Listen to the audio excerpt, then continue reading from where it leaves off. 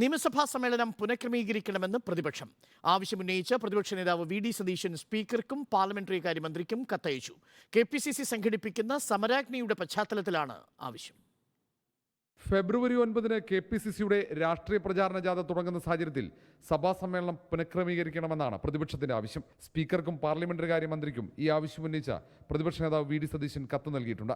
12 മുതൽ 14 വരെയുള്ള സഭാ നടപടികൾ 6-ാം തീയതിയിലേക്ക് മാറ്റണമെന്ന് പ്രതിപക്ഷ നേതാവ് ആവശ്യപ്പെട്ടു. പതിവില്ലാത്ത രീതിയിലാണ് സഭാ സമ്മേളനം നിശ്ചയിച്ചതെന്ന വിമർശനവും പ്രതിപക്ഷം ഉന്നയിക്കുന്നുണ്ട്. അല്ല, ഞങ്ങൾക്കൊരു അസൗകര്യം, അതുകൊണ്ട് ഉണ്ടാകുന്ന ഒരു അസൗകര്യം ഞങ്ങൾ സ്പീക്കറെയും പാർലമെന്ററി കാര്യമന്ത്രിയും സംസാരിച്ചിട്ടുണ്ട്.